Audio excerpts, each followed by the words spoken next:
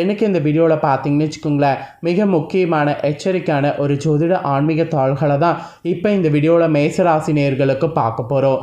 மேசராசிக்காரங்க வீடியோவை ஸ்கிப் பண்ணாமல் பாருங்கள், உங்களோட ராசிக்கு என்ன பலன் கிடைக்குங்கிறத தெரிஞ்சுக்குங்க. அதாவது ஏப்ரல் மாதம் 27ஆம் தேதி ஒரு அதிமுக்கியமான நாளுங்க.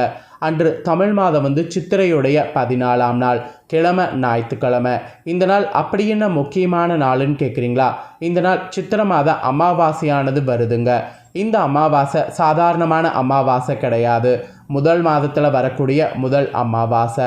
இந்த சித்திரை மாத அமாவாசையில் கடன் பிரச்சனை இருக்கிறவங்க கடன் பிரச்சனை தீர்வதற்கு ஒரு கைப்பிடி ஒரு உப்பை வைத்து ஒரு பரிகாரம் செய்யணும். அது மேச ராசிக்காரங்க நீங்கள் செய்தீங்கன்னா உங்களோட தலையெழுத்து மாறும். அதை மேச ராசிக்காரங்க நீங்கள் எப்படி செய்யணும் அப்படிங்கிறத உங்களுக்கு இந்த வீடியோவில் சொல்லித்தர போகிறேன். அது மட்டும் இல்லாமல் இந்த அமாவாசையை தொடர்ந்து உங்களோட ராசிக்கு கிரகநிலை கிரக மாற்றங்களால் தலையெழுத்து மாறப்போகுது. அந்த தலையெழுத்து எப்படி மாறும், அந்த தலையெழுத்துக்கு நீங்கள் எப்படி நடந்துக்கணும் அப்படிங்கிறத நான் உங்களுக்கு இந்த வீடியோவில் சொல்ல போகிறேன். அதையும் இந்த வீடியோவில் தெரிஞ்சு பயன்பெறுங்க. ஸோ இந்த வீடியோ மேச ராசிக்கு ரொம்ப யூஸ்ஃபுல்லாக ரொம்ப இன்ட்ரெஸ்டாக இருக்கும். ஸோ வீடியோக்குள்ளே ஃபுல்லாக நீங்கள் பாருங்கள். அப்போ தான் என்ன நான் சொல்கிறேங்கிறத தெரிஞ்சுக்க முடியும். ஃபஸ்ட்டு ஒரு கைப்பிடி கல்லுப்பு வச்சு உங்கள் பிரச்சனையை சரி செய்யக்கூடிய பரிகாரத்தை உங்களுக்கு சொல்லித்தரேன். அதை முதல்ல தெரிஞ்சுக்குங்க. அதுக்கப்புறம் உங்களோட ராசிக்கு இந்த அமாவாசையிலேருந்து என்ன பலன் நீங்கள் பெறுவீங்கிறத பார்க்கலாம்.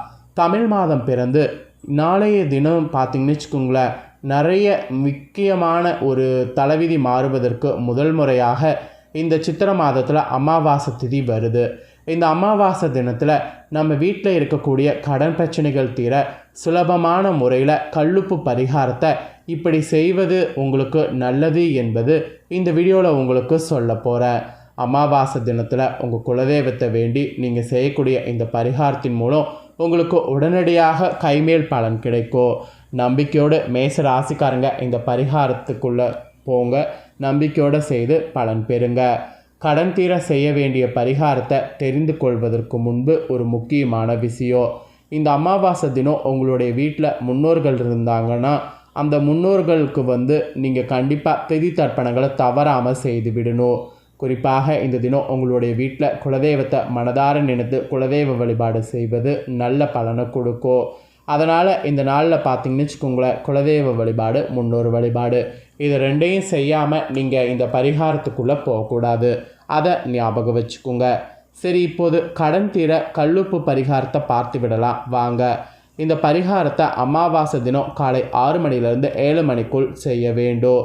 அப்படி இந்த காலை நேரத்தில் செய்ய முடியல அப்படிங்கிறவங்க மாலை 6 மணிலேருந்து 7 மணிக்குள்ளேயாவது செய்யணும். இந்த 2 நேரத்தில் ஏதாவது ஒரு நேரத்தை தேர்ந்தெடுத்து அந்த நேரத்தில் இந்த பரிகாரம் செய்யணும்.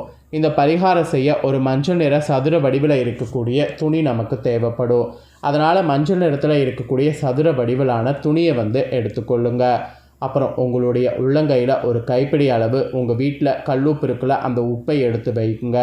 உப்பை பூஜையில் நீங்கள் கையில் எடுத்துக்கிட்டு அமர்ந்து குலதெய்வத்துடைய பெயர், அதாவது உங்கள் குலதெய்வத்துடைய பெயர் என்னவோ அதை 3 முறை சொல்லி எனக்கு இருக்கக்கூடிய கடன் பிரச்சனை அனைத்தும் தீர வேண்டும் என்று மனதார பிரார்த்தனை செய்து கொள்ளுங்கள்.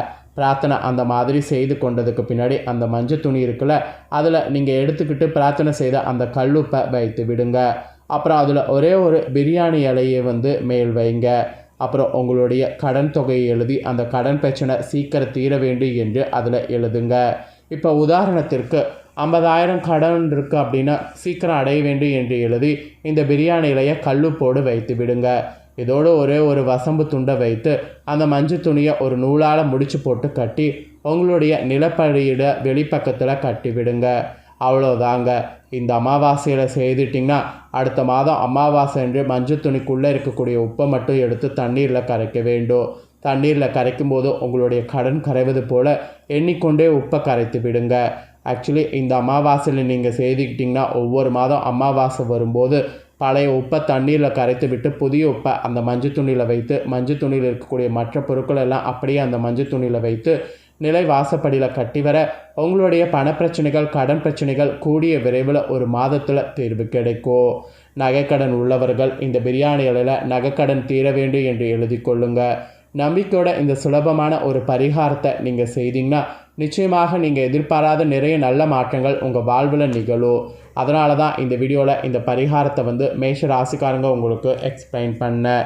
ஸோ இந்த பரிகாரம் ரொம்ப சிம்பிளாக இருந்தாலும் ஈஸியாக உங்களுக்கு வெற்றி அடைவதற்கு வாய்ப்பு இருக்குது. ஸோ கண்டிப்பாக செய்து பயன்பெறுங்க. இப்போ நெக்ஸ்ட்டு இந்த அமாவாசையிலிருந்து கிரகநிலைகள் கிரக மாற்றங்களால் உங்களோட தலையெழுத்து எப்படி மாறுங்கிறத சொல்ல போகிறேன். உங்களோட தலையெழுத்து எப்படி மாறுங்கிறத மேஷ ராசிக்காரங்க நீங்கள் தெரிஞ்சுக்குங்க. அஸ்வினி பரணி கார்த்திகை 1ஆம் பாதத்தில் பிறந்த மேஷ ராசிக்காரங்களுக்கு இந்த கணிப்பு கரெக்டாக இருக்கும். ஃபஸ்ட்டு உங்களுக்கு கிரகநிலை என்ன மாதிரி அமைஞ்சிருக்குங்கிறத சொல்கிறேன். கிரகநிலையை தெரிஞ்சுக்குங்க. ராசியில் சந்திரன், தனவாக்கு குடும்பஸ்தானத்தில் குரு, தைரிய வீரிய ஸ்தானத்தில் செவ்வாய், ரணருண ரேகஸ்தானத்தில் கேது, லாபஸ்தானத்தில் புதன் சனி, அயனசைன போகஸ்தானத்தில் ராகு சுக்கிரன் சூரியன், இந்த மாதிரி கிரகங்கள் உங்களுக்கு வரப்போகுது.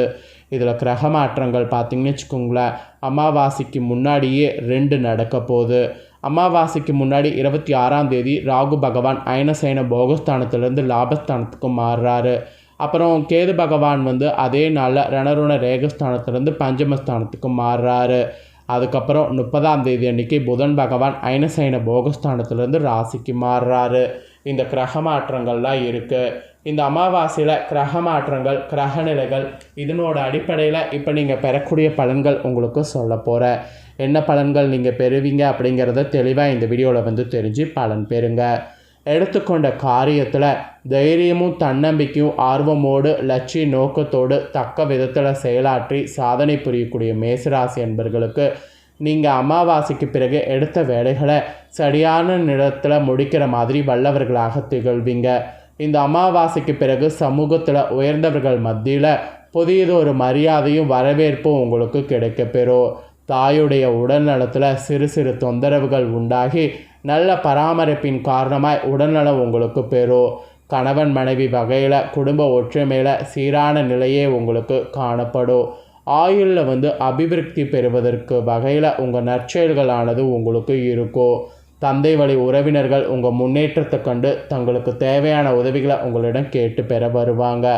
அதில் உங்களுக்கு மன உகந்து செய்யணும்னு நினச்சிங்கன்னா செய்யுங்க, இல்லை வேணான்னா அவாய்ட் பண்ணிக்கோங்க.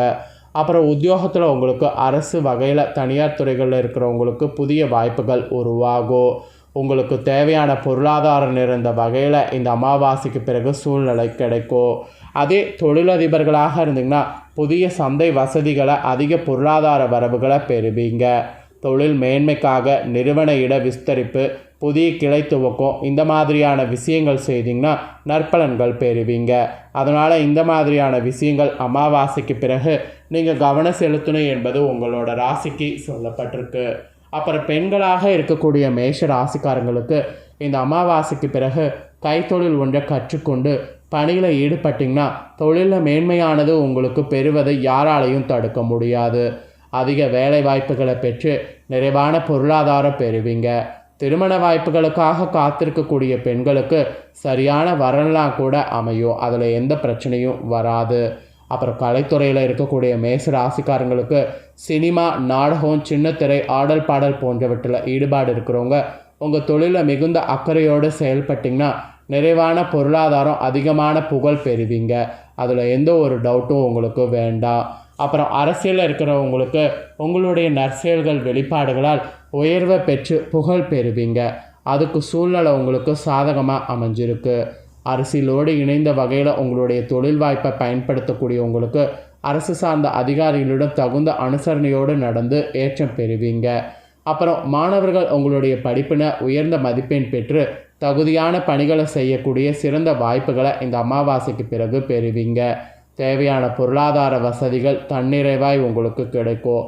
மொத்தத்தில் மேஷ ராசிக்காரங்களுக்கு இந்த அமாவாசைக்கு பிறகு இப்படியெல்லாம் தலைவிதி மாறும் என்பது குறிப்பிடப்பட்டிருக்கு. மெயினாக இந்த அமாவாசையில் நீங்கள் செய்ய வேண்டிய பரிகாரம், அது மட்டும் இல்லாமல் உங்களுக்கு இந்த அமாவாசையில் எப்படி இருக்கும் அப்படிங்கிற தாள்களை நீங்கள் தெரிஞ்சிருப்பீங்க. ஸோ இந்த தாள்கள் தெரிஞ்சுக்கிட்டீங்கள, இதற்கேற்ப நடந்து பலன் பெறுங்க. நீங்கள் இந்த தாள்களை பார்த்து பயனடைஞ்சது போல் உங்கள் ஃப்ரெண்ட்ஸ் ஃபேமிலியில் இருக்கவங்களும் பார்த்து பலனடையணும் அப்படின்னு நினச்சிங்கன்னா வீடியோ லைக் பண்ணி ஷேர் பண்ணுங்கள். வீடியோவை உங்கள் ஃப்ரெண்ட்ஸ் ஃபேமிலியில் இருக்கிறவங்களும் மேஷ ராசிக்காரங்களாக இருந்தாங்கன்னா பார்க்கட்டும். அவங்களும் இந்த அமாவாசையில் செய்ய வேண்டிய பரிகாரம், இந்த முக்கியமான மாற்றங்கள் என்ன நடக்குங்கிறத எல்லாமே தெரிஞ்சு இதற்கேற்ப நடந்து பயனடையட்டும். நெக்ஸ்ட்டு நம்ம சேனலில் நிறைய முக்கியமான வீடியோ போடப்படும். அதை எல்லாத்தையுமே உடனுக்குடனே தெரிந்து கொள்ள மறக்காமல் நம்ம சேனலை சப்ஸ்கிரைப் பண்ணுங்கள். கூட பெல் பண்ண ப்ரெஸ் பண்ணுங்கள். அதை பண்ணிட்டீங்கன்னா இனி நான் போகிற மற்ற அப்டேட்டான எல்லா வீடியோஸும் உடனுக்குடனே தெரிந்து கொண்டு பயனடையலாம். ஸோ மறக்காமல் சப்ஸ்கிரைப் பண்ணி பெல் பண்ண ப்ரெஸ் பண்ணுங்கள். இதே போல் சுவாரஸ்யமாக வேறொரு வீடியோவில் உங்களை சந்திக்கிறேன். நன்றி.